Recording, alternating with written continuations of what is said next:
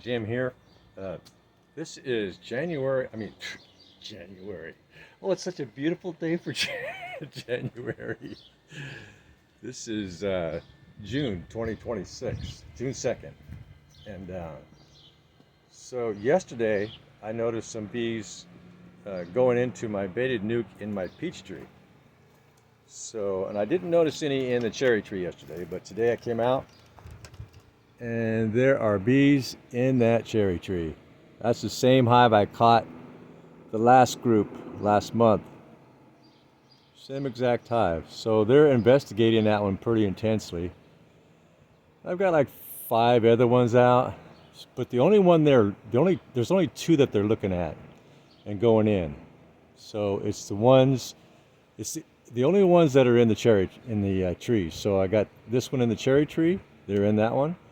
And then I got one in the peach tree, and they're in that one. And I've got other ones that are just on platforms, nothing going on. I've never caught a swarm in anything other than a tree. It's always been a tree, nothing else. Just a tree. So yeah, they're acting kind of defensive already, buzzing me. Like, you're too close, dude. We're busy around here, and you're distracting us. So that's why I'm wearing a belt, because I came out earlier, because I didn't, even towards the evening, I seen no bees in that box right there. I think it was getting close to dark, and I had not noticed any bees all day yesterday in there. And so, but there they are. So there's a hive somewhere that's clearly looking for a home. And so I have not seen that activity since I caught my swarm last, which was the middle of last month, so about 3 weeks ago almost. That's the last time I've seen any activity. Like, not even one bee going into a hive. Maybe a straggler looking for resources now and then in one of the boxes, but no activity like we're seeing today, like's happening today. And so here's the other box. There was a lot of girls in that yesterday, getting towards late afternoon. That was really full. So I put 6 frames in there last night about midnight, just in case.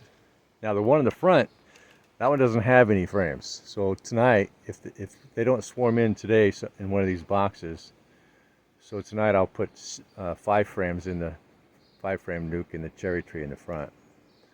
So there is activity, and there is no activity in those other baited nukes over there. Or there's another one that I have that's also baited, and there's no activity in that one either. So every bee so far is actually looking for a tree. Now I didn't think that was going to be the case, because I have noticed them in all my baited nukes, no matter where I had them set, close to the ground, hanging out a window. But so far, every swarm that I've caught is been in a tree. So it's just their nature to make hives in a tree. And this isn't very high. What, maybe 5 feet up there, 5 feet something, and the other one's maybe 6 feet something, right? So I don't have them very high up in the tree, and they just feel safer swarming into a tree, which is why many times they will, when they swarm out, they'll, even if they can't find a home in time and it's time to go, they'll just swarm into a tree and let the scouts continue to look for a home. And in the meantime, a big old ball of tens of thousands of bees will just hang out on a tree branch or something. And so yeah, their instinct is to go towards a tree. They've been doing it for millions of years. Where's that tree? And so this will be my, see, 1, 2, 3. This would be the 4th swarm that I caught in about 12 months. and so that'd give me 5 hives. My goal was to have 6 hives going into uh, late fall. Sometimes you get diseases from those mites, and they just take out a hive, they weaken it. Because even though you may not have varroa mites in there, if there's a disease that gets in there that the varroa mites bring in, or they can actually pick it up out there from a flower that another bee is maybe a little sick already and carrying something, and they land on that same flower and they pick up that strain, carry it back to the hive, and then they actually just pass that around as they pass that nectar and stuff back and forth to dry it out before they pack it into the comb. And so a hive can get infected even without any varroa mites in there. But it's rare. I mean, it's just something that can happen, right? If there's a possibility for something to happen, it can happen. What? Like like elephants flying into a tree. That is it possible? Well, not on this planet. So, um, yeah. And so just gonna what I'm trying to do here is I would like to catch the bees right as they're coming out of their original home hive, as they're coming towards the baited nuke, because it is such a spectacular thing to witness of nature. It looks like a gigantic flying Frosty the Snowman. Just, I mean, if you have an imagination, if you think about the stars, and all the celestial names of all the different Orion's belt and all, all those other things, the hammer and the Zeus, and, to create those figures, we have to have an imagination. Connect the dots. Oh, that kind of looks like so and so. And so, yeah. Um, so, looks like now this same thing happened last year, where I caught a swarm, which is the only hive I ended up with. I had one hive that got me. That was my winter hive, just one. And so, same thing happened last year though. I caught that swarm, and then about 2 weeks or so later, I started seeing more bees like I'm seeing now, starting to cluster in my baited nukes. I thought, oh, I'm gonna catch myself another one. Well, all of a sudden, it was really strange. It was like about 3 days later, it just stopped cold turkey, nothing. So they either found another box besides mine, and I had many out that day, and baited, or whatever hive that they were going to split from, and somebody owns that hive, they either added a box or they did a split right before it swarmed out. And so I missed it by that much. So this is the second day of large groups going into this box, and that's the first day of large groups going into the cherry tree box. So my instincts are, this is going to be called like 1 day and a half, because typically what I've noticed is from the time that I start seeing groups, right, occupying a baited nuke, and the time that I catch them is almost, well, actually every time so far it's been 3 days on the button. So they like to spend that 3 days investigating those boxes to make sure there's no surprises, right? And so the last swarm that I caught it in the cherry tree, and I don't see any bees buzzing me. Probably all right. Probably. So I caught it. Anyway, so I caught that last swarm last month in the cherry tree, and they were all up in this one, but the next day they weren't. I thought, what? And that's when I went and checked, and I caught the swarm. So I came back here and took this hive apart, this baited nuke up in the peach tree, and there was a spider with the web in there. And I suspect that's why they didn't go into that one. And last night, because they were so active in it towards late afternoon yesterday, last night around midnight, I took that down and loaded 6 frames in it, 2 of them with comb. Oh, you got food on you.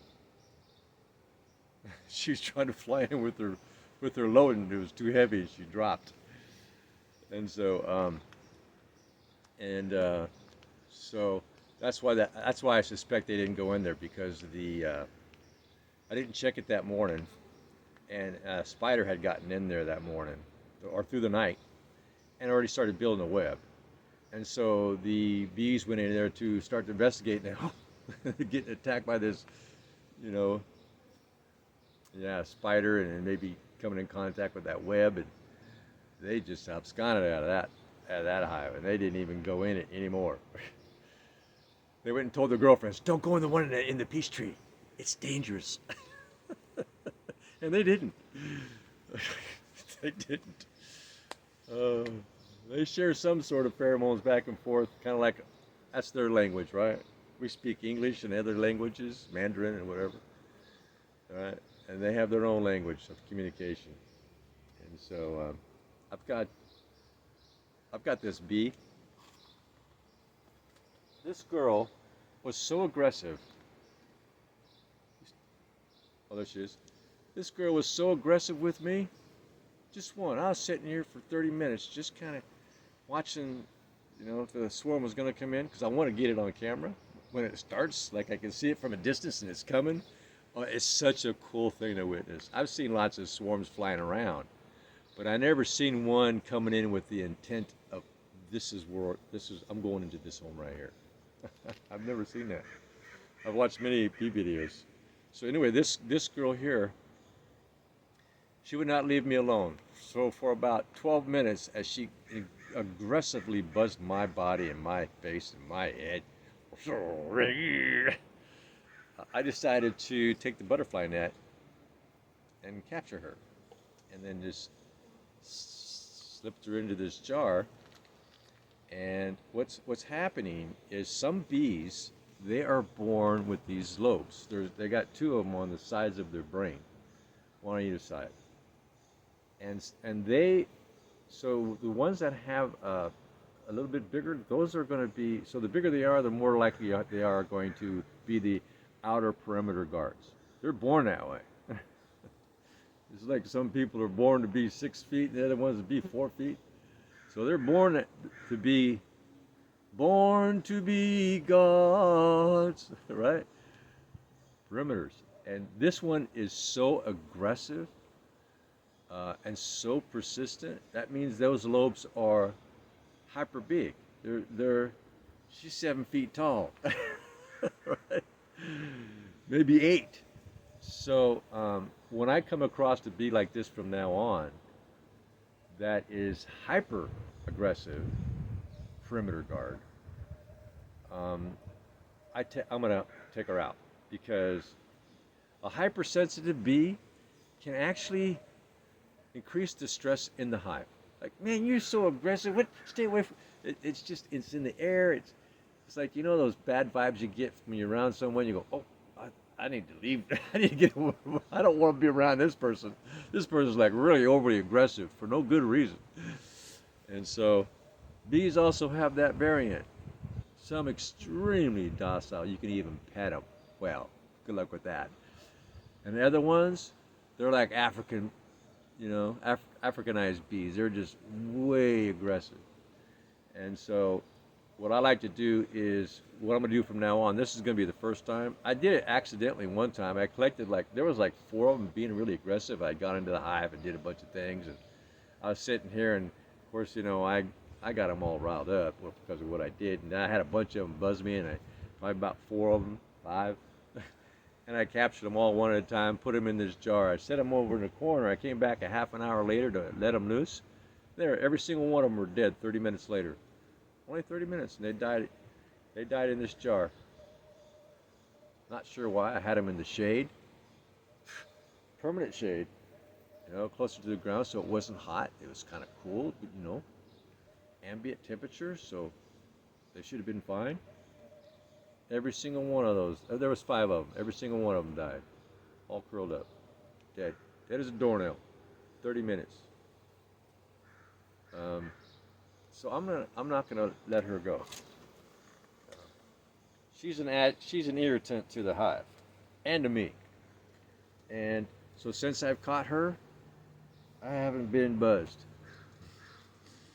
So if we want to enjoy sitting around our hive, um, now and then, we might need to use that butterfly net if you get one or have one, and just take that one bee out, um, and you'll be safer. The hive will probably feel better about not aggressive. Mary Lou isn't here anymore. Mary Lou is why they said it. The reason why they say that. Run for Mary, everybody run for Mary. Mary's crazy.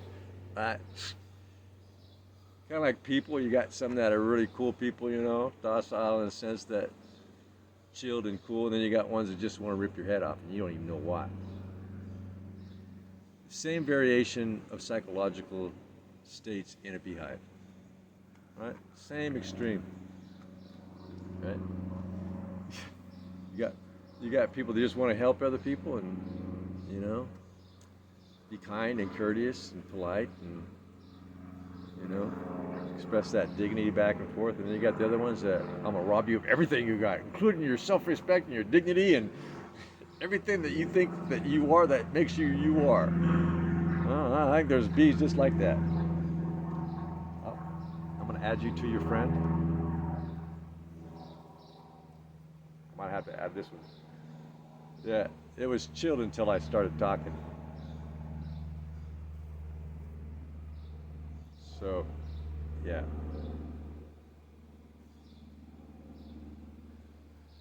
She might have just been investigating. Who are you? Because new ones come out all the time. New ones come out all the time, and their instinct is to say who's you, what's you, and they're going to investigate, make sure that we're not a threat, and that their hives are safe. So, there's some going in that other one, the brown one that I baited nuke. Well, that means they're probably getting in full swing of their investigations. I'm going to add you to your friend in there. So I have this instinct. So this hive here is being really. The whole board was all full of bees yesterday. It's possible, but that one is the one that might be swarming out. Now that's the first swarm that I caught this year, and I fed them so heavy. Oh my gosh, I fed them heavy as much as they can take for a month. And I popped that top up there, and every frame was pretty much packed with honey except for a few frames they left for brood laying. So that queen, she just laid probably up to around 3,000 a day. So if you think about 3,000, if a queen can lay 3,000 eggs in a 24-hour period, and you multiply that times 10 in 10 days, that's right, 30,000 bees potentially in 10 days. And it has been twice that, about close to it. So, right? Yeah. So maybe 60,000, 70,000. So that hive is pretty well packed. So I'm going to capture you now. And so that could be where they're coming from. I've been trying to pay attention to see if they're going up and down to that one. All right, you little pest. You're why people use pesticides. Okay. Well, sometimes what I'll do, if this one's not buzzing hard. This The other one that's in a jar, oh, she was buzzing hard. And the whole time, like about 12 minutes straight. That's why she's in a jar. This one here, that was just buzzing me. Oh, it's more gentle. Uh, her wings are not. They're not like. Not yet, anyway. This one I think is just kind of investigating, maybe. Oh, she flew away. Yeah, I would. Oh, she flew back. So until they start to have high pitched buzzing sound, and it's constant for a long time, just really aggressive. Yeah, I'm not going to capture them. I'll do my hand thing if I don't have my net on. I'll do my hand thing and mesmerize them. Just kind of mesmerize them. And sometimes I'll raise my hands up to do that. They're like right in front of me. I'll do that mesmerizing thing, and they do this quick back fly. They fly back like, what the heck is that? And sometimes they'll just fly away. And other times they're out of curiosity. They'll just keep kind of circling, but their buzz isn't loud like this one that's in the jar. Yeah, this one may get loud. She may become more aggressive. It depends upon how big those bulbs are in her brain, on the sides of her brain. Oh, there's a bee down there that is pitch black. Even its rings around its abdomen are black. Black as night. Black as black. Like my phone. First I didn't think it was a bee. It's having some sort of problem. Look how black this bee is. See how black that bee is? Black as night. Wow. I have a good diversity of bees. All kinds of different species. You can call my bees mongrels. They're mongrels. They're of all kinds. Granola, Russian, all the rest. There's a lot of different variations of different breeds. It's kind of like you got Chihuahuas and you got Great Danes and you got all those different kinds of variations of dogs and names of the breeds. They're still dogs, right? And I see that with these bees. I see all kinds of different breeds of bees, from the pitch black ones all the way to almost albino looking, just and all the colors in between and variations. Some have a little bit darker brown ones, closer to black. They'll have the white stripes around the abdomen, and then the lighter ones they'll have the more solid brown with the white stripes, and then other ones will have gray stripes around their abdomen, and other ones will have a light black. It's just wide range of bees I have here. Very good genetic diversity. I like that. So the hive that I caught last spring, and that I did a split from. There was a navigational orientational flight on my original hive. That's the first one since April 1st. That's the first orientation flight I've seen since April. So, ordinary for that to happen, you gotta have a queen. And I did do the inspection before the hives collapsed to the ground, and I did see cat broods. So I was able to witness those come out and fly around, orientate. It wasn't a large group. I've seen orientation flights because they couldn't come out for like 3 or 4 days because of the weather, and then all of a sudden they come out on a nice day, and that orientation flight just fills this cove right where I'm sitting. It's just backing up right here, and those girls are all docile. They're new. They don't know nothing.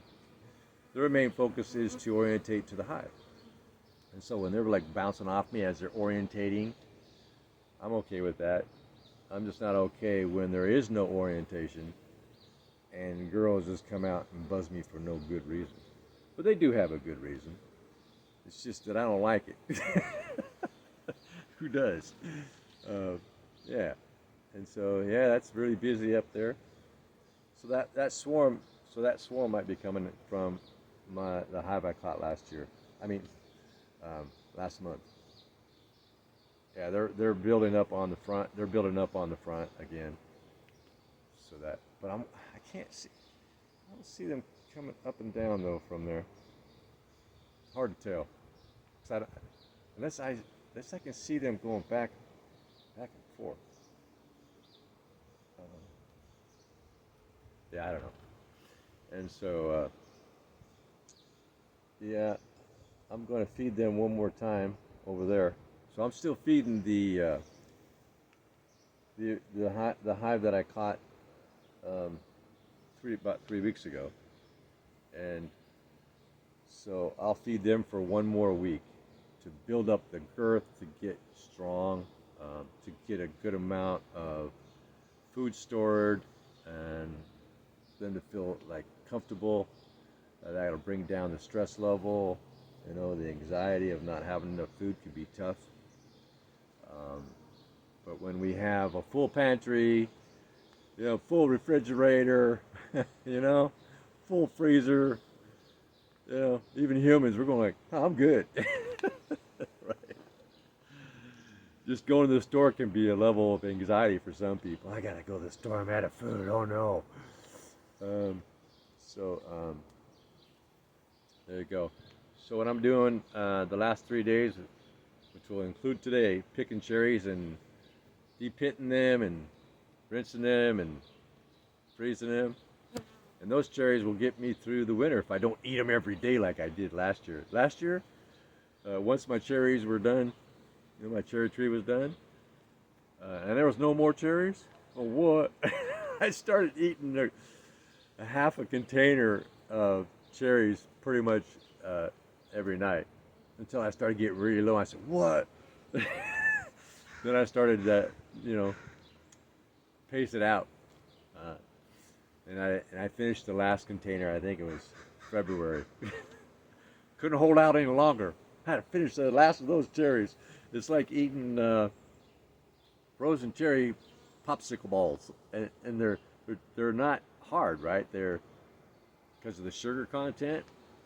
You can chew them, and so yeah, they don't get hard like a hard ball like ice because of all the minerals and the amount of sugar that's in there. It just makes it more like ice cream.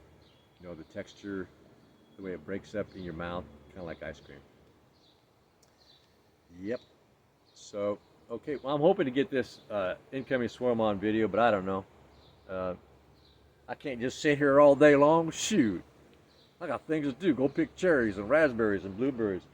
Yeah, I'm into picking blueberries right now. Got some yesterday, raspberries.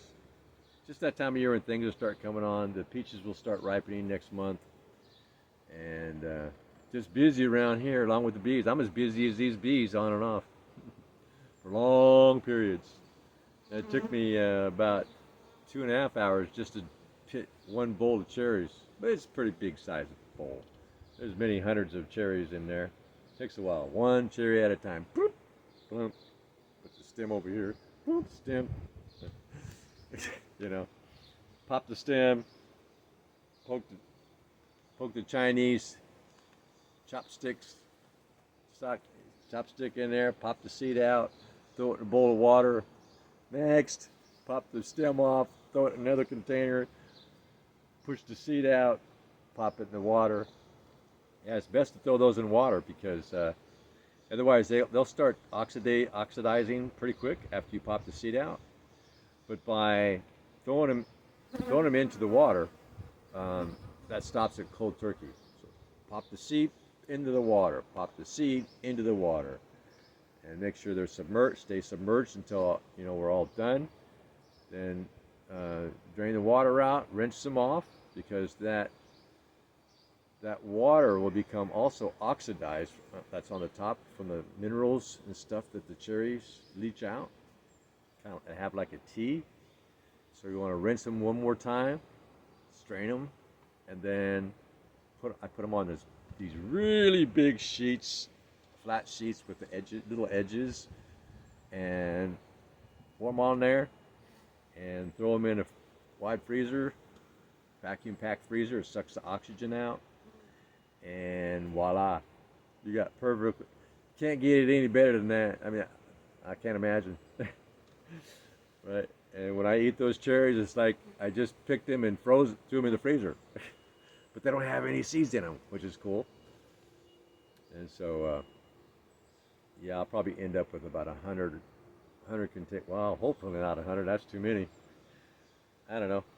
Probably 50 containers of those cherries in my freezer. So yeah, that one bee that was buzzing me, it's important to pay attention to the level of their aggression, and the way to do that is the intensity of their batting of their wings, right? If they're just going, I wouldn't pay that no mind in general. I mean, you never know. Life's like a box of chocolates. You can get surprised now and then. But just from a general rule of thumb, when they're just going, they're just investigating. When you hear that high, like that, well, that's a perimeter guard usually. And they're, depending upon the size of those little lobes on the side of their brain, they can be very aggressive. And one false move, you can get stung. Right? And so what they do is they'll gauge your breathing, right? They can see, to them it's like, I don't know, like a cloud coming out of your mouth. They can see it, right? Their vision is different. They can see UV. They can see different. Their vision is different than humans, right? Kind of like an X-ray. They can just see, but they see light for different reasons, right? And so they can see your breath. It's just steaming away, floating out to nature. They can see the fumes coming off your skin. They can see that just coming off all the times, and all the chemicals that are in there, and carbon dioxide, whatever is coming off your skin, because it comes off constantly. Our skin, we have moisture, and in that moisture we have our own body proteins, and it just fills the air, helps mosquitoes find us as well. And so if we're around bees, if we just breathe slow, exhale, once we get down to the exhale, count to a couple of seconds. I give that a break, because if they see like a lot of like that coming out, over the millions of years, they've seen that with aggression. Okay, when that happens, we get attacked, and that just became part of what they now look for, and is that they're panting, they're excited, they're coming. Flame on. And so just breathe slow.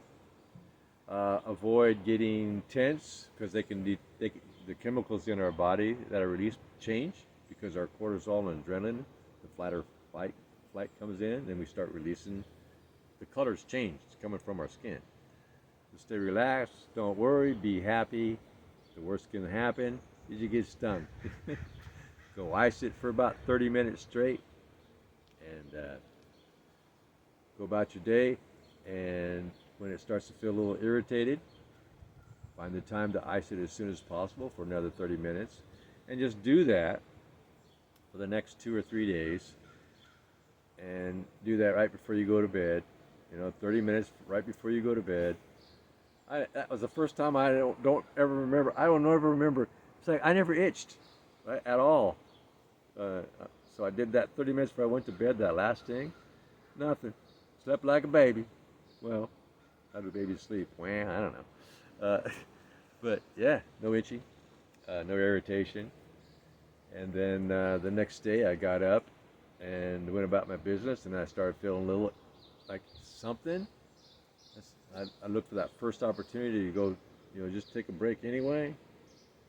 30-minute ice pack, and I just did that on and off for 3 days like that. It's best to pull a tree when it's tiny before you wait till it becomes, well rooted. And same thing with bee stings. Get it when it's tiny. for your immune system is really over responding, and it's the immune system that's causing the problem, not the venom. So, yeah, that's what sends people into anaphylactic shock. It isn't the venom itself; it's our immune response that causes all the problem. You get too many of those T cells, and it overburdens the areas, and it can even overburden organs. Just too much of a response. And it's about control. Okay, please subscribe, thumbs up, ring the bell, leave a comment, click the like. And there are bees to be found out in the nuke boxes. Yeah, I rebaited that one also last night, along with the frames that I put in it, and I rebaited the one in the front. After seeing this one being active, rebaited the one in the front yesterday, and yeah, they both have groups of bees in them. So that'd be high five. I think I'm going to stop there because the legal limit is 3, unless there's I mean, you can have more, according to the data that I read. But if you have someone complaining that can't come outside anymore because they get chased into their house, you got neighbors that make a complaint. Then someone will come to your property, come to your home, and investigate how many hives you have. And if you have more than 3, they'll tell you to get rid of all the other ones except for 3. And actually, if someone complains too much, you have to get rid of all your bees. Right? The safety of the community is first, above bees. So, I mean, at worst, I can always take them and put them right behind that fence. So right on the other side of my fence right there is a protected wetlands.